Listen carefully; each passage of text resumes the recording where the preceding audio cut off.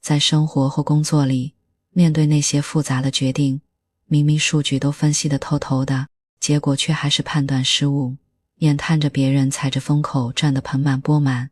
自己一头扎进去却赔得一塌糊涂。甚至读了无数成功学的书，到了关键时刻还是在原地打转。如果这些场景你都似曾相识，那么查理芒格的智慧可能就是你一直苦苦寻找的那个破局钥匙。这本汇集了芒格毕生思想精华的穷查理宝典，可不是一本普通的投资指南，它更像一套能用一辈子的智慧操作系统。芒格用自己横跨半个多世纪的时间告诉我们，苦头人压根不用靠什么天赋异禀或者狗屎运，只要掌握一套严谨的思维方法，就能在商业投资乃至于整个人生中持续做出正确的选择。他的智慧之所以如此宝贵，就在于他总能一语道破那些反常识的真相。当大家都在追逐热门机会的时候，你只管在自己的能力圈里玩，用多元的思维模型去看透事物的本质。当大多数人纠结怎么才能成功时，他却用逆向思维提醒我们，我只想知道我将来会死在哪里，这样我就不去那了。听起来是不是有点奇怪？可细细一想，这不正是避开陷阱的最高智慧吗？而当整个行业都在鼓吹专业细分的时候，他却大力推崇跨学科的知识。他说，手里拿着铁锤的人看什么都像钉子，这是要命的。在这个信息爆炸变化飞快的时代，芒格的智慧不仅能帮我们绕开那些愚蠢的错误，更能在纷繁复杂中替我们找到那些永恒不变的规律。生活和生意上的大多数成功都来自你知道应该避免哪些事情。无论你是想提高投资的判断力，他是单纯的想把这一生过得更明白更从容，芒格的思想不像一面明镜，不仅照出了我们思维的盲区，也指引着我们走向理性和淡然的道路。想要真正理解芒格这套普世智慧操作系统的底层逻辑，我们还得从他的人生故事说起。这个被股神巴菲特称为最完美合伙人的男人，其实并非天生就是投资大师，他的成长轨迹处处充满了反常规的选择，而这些选择恰恰印证了他后来推崇的多元思维和逆向思考。就像他自己所言，要理解某个事物，就得先知道它的来龙去脉。我们的故事就从他那段有点不按常理出牌的律师生涯讲起。查理芒格出生在美国内布拉斯加州的奥马哈，这个小城不仅走出了巴菲特，也给年幼的芒格埋下了对商业的最初认知。他少年时期就在巴菲特爷爷的杂货店里打工，每天要工作12个小时，不仅要搬货，他得应付老板那些近乎反社会主义的严苛规矩，比如下班必须上缴2美分的社会安全费。这段经历让他很早就体会到了纪律和现实的重量，也让他后来在投资中始终对现金流和成本控制保持着敏锐的嗅觉。大学时代，芒格的跨界天赋就已经展露无遗。他先是学了数学和物理，后来因为2战服役去学气象学，结果呢，又在哈佛法学院以优等生的身份毕业。这种多学科的实习路径为他后来多元思维模型的形成打下了坚实的基础。进入律师行业后，他并没有像大多数同行那样只盯着按小时收费的传统模式。相反，当客户处理各种商业事务，悄悄积累了企业运营和投资的经验。他甚至投资过客户的电器企业，他和别人合伙开发房地产，短短几年就靠地产项目赚到了140万美元。后来他在洛杉矶创立律所芒格托尔斯与奥尔森时，他的怪才特质就更加明显了。他要求律师们只管把手头的事做好，他相信客户自然会找上门，根本不需要那些花里胡哨的营销。他还主动将自己的股份让给了换来的年轻合伙人，只因为对方更需要这份支持。这种不急功近利，那就是他一直强调的，诚实是最好的策略。一场晚宴成了芒格人生的关键转折点。当时29岁的巴菲特和35岁的芒格相遇了，从金融谈到人性，惊喜地发现彼此对价值投资的理解竟然惊人的契合。那天晚上查理讲的笑话让他笑得前仰后合，我那时就知道这段友情彻底改变了两人未来的投资轨迹。早期的巴菲特深受导师格雷厄姆的影响，痴迷于寻找那些低价的烟蒂股，也就是那些价格远低于净资产的公司股票。可芒格却劝他，买好公司比买便宜公司更重要。让伯克希尔哈撒韦的投资哲学从最初的捡烟蒂升级到了投资像可口可乐、吉列这样拥有护城河的伟大企业，可远不止投资策略那么简单。他的多元思维让巴菲特跳出了单一的财务分析框架。举个例子，芒格仅仅通过对王传福技术偏执和战略眼光的判断，就说服了巴菲特中汤这家当时并不被看好的中国企业。巴菲特自己也坦言，查理扩大了我的视野，他是我见过最聪明的人。除了投资和律师身份，芒格的多元还体现在他生活的方方面面。他说他这辈子遇到的聪明人没有一个不是每天都在读书的，从物理学论文到布罗马西塞罗的论老年，从达尔文的传记到各种经济学著作，他的知识储备横跨10几的学科。他还是一位自学成才的建筑师，从他自己的家到斯坦福大学的宿舍楼，再到亨廷顿图书馆的芒格研究中心，都由他亲自设计图纸。这种的细节和系统性的打控能力也自然延伸到了他的投资中。他会像审视建筑结构一样拆解一家企业的商业模式。在慈善领域，他同样延续着务实的风格。他向斯坦福大学捐赠了6000万美元，但要求建筑必须既耐用又美观。为亨廷顿图书馆增建研究中心时，他更是亲自审核预算，确保每一分钱都花在刀刃上。富兰克林用财富做慈善，我只是在效仿他。这种对榜样的追随，恰恰是他终身学习理念的生动体现。从律师到投资大师，从跨界学习者到慈善家，芒格的人生本身就是一场多元思维的实践。他每一次的选择都伴合了他后来提出的那些原则，用跨学科的知识打破局限，用逆向思考规避风险，用诚实和耐心积累复利。而这也正是我们理解他智慧的起点。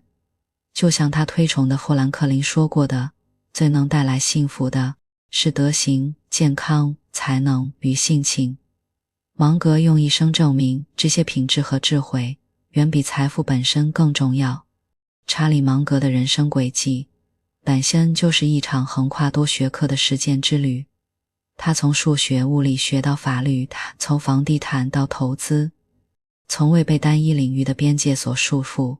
这种丰富的经历让他深刻意识到，现实世界里的问题从来都不是靠单一学科就能解决的。就像他设计建筑时，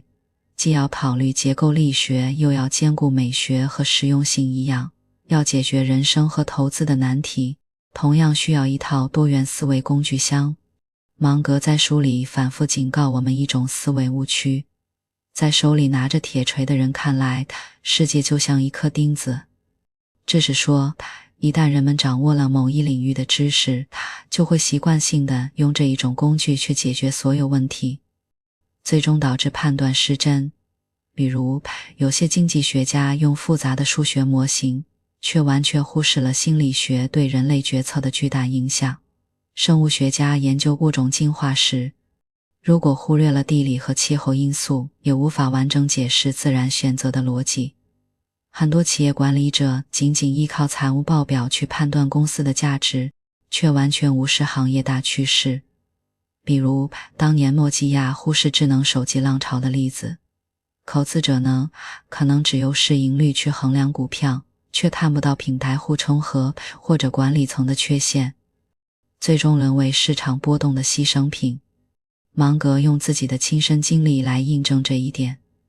他早年做律师的时候就发现，许多同行因为不懂商业逻辑，明明能为客户争取更大的利益，却只局限于法律条文，而他呢，通过学习会计税务知识，总能提出更全面、更具前瞻性的解决方案。这正是他跨学科思维的早期实践。芒格强调，真正的普世智慧，你只需要抓住那些重要学科里的重要理论，然后把它们编织成一个属于你自己的思维网络。在他看来，核心学科和关键模型包括数学里的复利原理，被称为世界第8大奇迹。他解释了长期投资的巨大力量，还有排列组合，这是决策树分析的基础。概率思维更是评估风险和收益的必备工具。物理学中的临界质量，比如一家企业达到一定规模后，它的优势会自我强化，冗余备份。就像伯克希尔的巨额现金储备，就是为了应对黑天鹅事件。生物学中的自然选择，商业竞争中同样是适者生存的法则。就像亚马逊颠覆传统零售业，生态系统指的是企业和上下游的共生关系，比如苹果和它的供应链。心理学中的25种人类误判心理学，比如显示厌恶会让人只看到自己想看到的信息。芒格认为这是最实用是最容易被忽视的学问。经济学中的规模优势，比如 Costco 靠着批量采购来降低成本，边际效应。他解释了企业扩张的临界点，这些模型的核心价值在于它们的协同作用。就像芒格分析可口可乐时，他既会用品牌心理学来解释消费者对它的忠诚度，又会用规模经济来阐明它的低价优势，还会用文化符号学来看待它如何成为美国精神的代表。只有多维度叠加，才能穿透表象，看到一家企业的真正本质和价值。芒格的智慧不仅在于教我们如何做对事，正在于如何避免做错事。而跨学科思维正是避免错误的关键。比如，当大多数人因为锚定效应盯着短期股价波动时，芒格会用历史学提醒自己，事小疯狂总会过去。他还会用心理学警惕群体的非理性，最终抓住暴跌后的机会，在生活中保持足够的现金储备，避免财务危机。他更用生物学的进化思维看待个人成长，认为终身学才是适应这个世界的最佳方式。这种对跨学科知识的渴望，让他的思维模型不断迭代，最终形成了一套能够应对复杂世界的操作系统，强调用跨学科的视角去穿透事物本质。这一理念在他的投资哲学中体现得尤为深刻。他和巴菲特的投资策略并非一开始就聚焦于那些伟大企业，而是经历了一个从格雷厄姆式的检验地到以合理价格买优质资产的进化过程。这个转变的背后，正是多元思维对单一投资框架的突破。为什么芒格会说便宜货未必是好货呢？本杰明·格雷厄姆作为价值投资的奠基人，寻找那些价格远低于净资产的股票，就像捡起路边被人丢弃的烟蒂，哪怕只剩一口烟丝也能免费抽上一口。早年的巴菲特深受这个理念的影响，芒格最初比认可这种安全边际的思维，但随着实践的深入，芒格发现这种策略存在致命的缺陷。首先是持有期的时间成本太高了，烟蒂股往往是基本面糟糕的企业，需要耗费大量精力去判断它的清算价值，而且长期持有还可能因为企业持续亏损而不断吞噬利润。其次，这种策略容易错过那些有成长价值的公司。如果只看价格不看质壁，就会错过那些拥有坚实护城河的优质企业。芒格曾调侃说，要是我们只买便宜货，那我们根本就不会投资可口可乐，因为它从来都不是最便宜的。但它的品牌价值却能持续不断地创造收益。更深层次的原因是，他用心理学视角来看，检验地股很容易陷入损失厌恶的反向陷阱，因为过度关注价格低，反而忽视了企业本质上很差这个事实。如果用生物学视角去类比，这就像是选择那些濒临灭绝的物种，而不是适应力强的物种，这完全违背了自然选择的逻辑。于是，芒格开始推动巴菲特跳出检验地的框架，核心在于他用跨学科思维重新定义了投资价值。在他看来，伟大企业需要满足3个核心标准，而每个标准都融合了多学科的视角，敌意坚固的护城河。他会用经济学和社会学来判断一家企业是否具备不可替代性，是企业通过品牌、技术、规模等形成的竞争优势，就像生物学里的生态位，其他企业很难入侵。举个例子，喜事糖果就是凭借它的高品质和品牌忠诚度，在巧克力市场占据着独特的地位。即便提价，芒格曾回忆说，当年收购喜事时，他们差点因为$10,000的差价而放弃，幸好听从了朋友优质资产值得溢价的建议。第二，优秀的管理层，他会用心理学和伦理学去评估管理层的可靠性。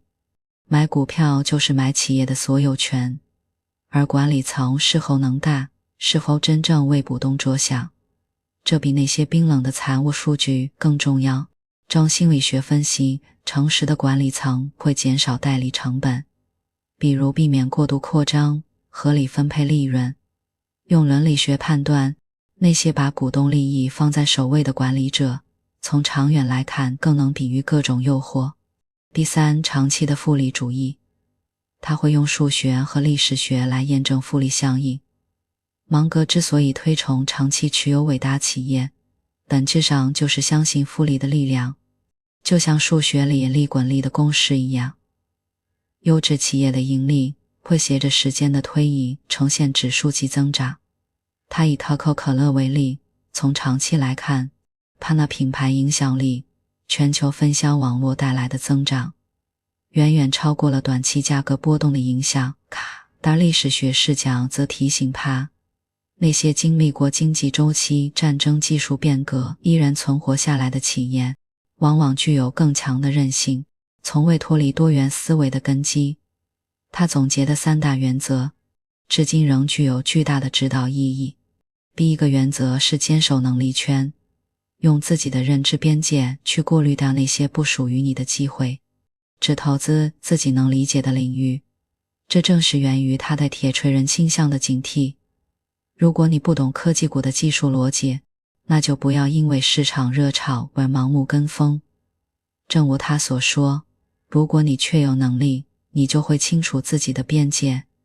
若问是否超出能力圈，答案往往为是。第二个原则是等待好球区，用概率思维去克制自己的冲动。他借鉴棒球运动员泰德·威廉姆斯的77格击球区理论，认为投资就应该像等待最佳的击球位置一样，只有当企业价值远高于价格，获胜的概率极大时，才果断出手。我们成功的关键是少做决策，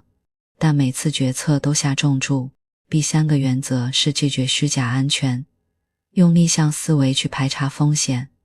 他会先假设投资会失败，然后再用各学科的模型去排查风险。他用会计学识破财务造假，用心理学预判管理层动机，用物理学中的临界点分析行业变革。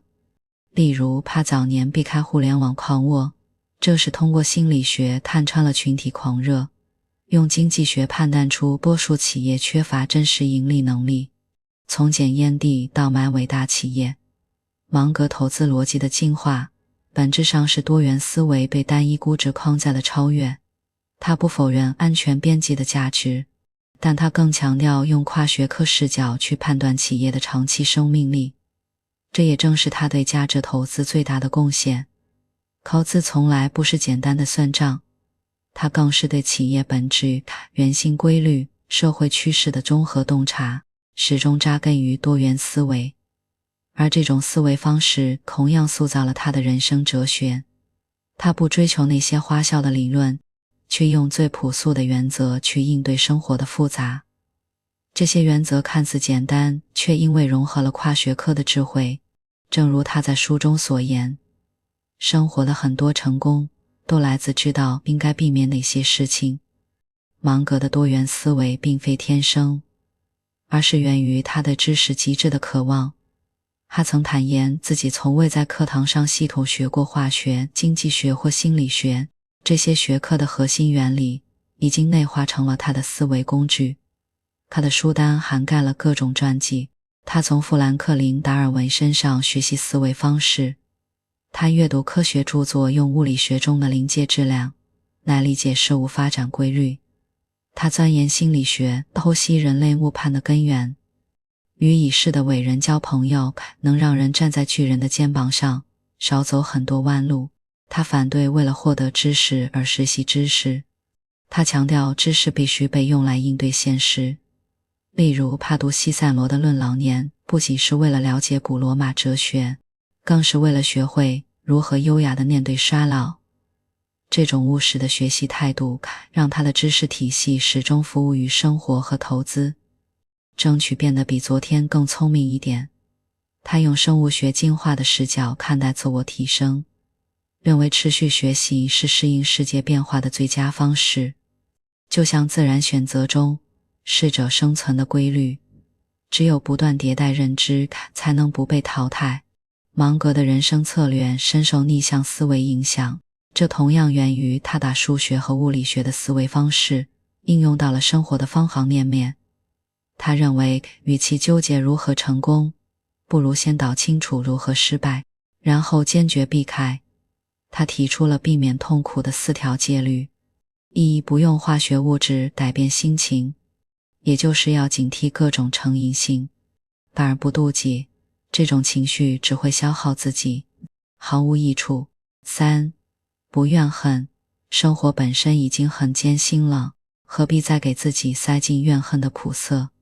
4、不反复无常，虔诚地做你正在做的事，才能积累复利效应。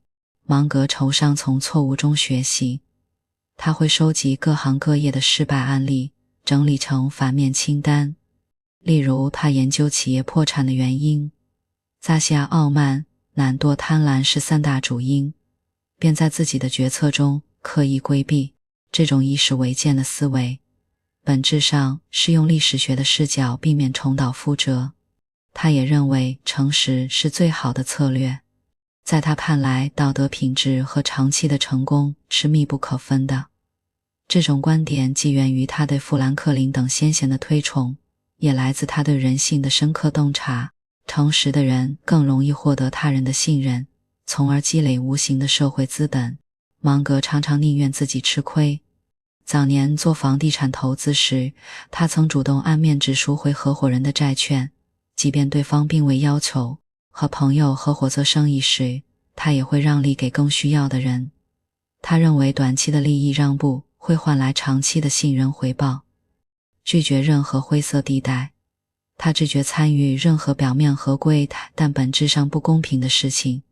譬如操纵股价、财务造假。他说，有些事就算合法也不值得做。这种坚守让他在华尔街的混乱中始终保持清醒。此外，芒格对他人宽容且尊重。尽管性格直率，芒格对真正努力的人却极具耐心。他会花数小时指导年轻的创业者，也会为下属的错误兜底，前提是对方诚实认错并改正。他认为尊重他人就是尊重自己，这是社会学中互惠原则的朴素应用。芒格的生活方式和他的思维一样简洁。他常说，他一直住在几十年前买的普通房子里，出行常坐经济舱，拒绝那些不必要的物质追求。这种极简并非吝啬，而是为了减少干扰，聚焦真正重要的事情。虽然物质极简，他认为过多的物质需求会成为负担，就像物理学中多余的重量会降低效率。与其花时间追逐财富，不如用这些时间阅读、思考或陪伴家人。他借鉴经济学中的边际效应，把精力集中在能带来最大收益的事情上，比如和巴菲特讨论投资，为慈善机构设计高效的运作模式。他说，我这一辈子真正重要的决策不过10几个，本质上是多元思维在生活中的落地。他用生物学理解成长，用心理学规避人性弱点，用历史学汲取经验，用伦理学锚定道德底线。这些朴素的智慧没有华丽的辞藻，却像他推崇的复利效应一样，能在长期中产生巨大力量。正如他在书中引用的富兰克林名言，通麻袋立不起来，最终是由他的认知、品格与行动共同支撑的。而这正是芒格留给我们最珍贵的启示。我们刚刚一起梳理了芒格的多元思维模型，他的投资逻辑以及他的人生哲学。你会发现，这是停留在书本上的理论，而是他用自己的一生验证过的他操作的指南。就像芒格自己说的，你必须践行他们。想要把他的智慧真正内化成自己的能力，就需要刻意的反思和持下呼应了他终身学习和逆向思考的核心原则。芒格在书里多次强调不自欺的重要性，可很多人对他的智慧也则为了什么？他们能复述多元思维模型，却在做决策时依然只用单一的视角。他们明白逆向思考的价值，却还是在重复过去的错误。这种知道和做到之间的脱节，根源就在于我们忽视了芒格反复提醒的铁锤人倾向。我们总是习惯性地用自己熟悉的方式行事，哪怕它是错的。这里有很多常见的误区，比如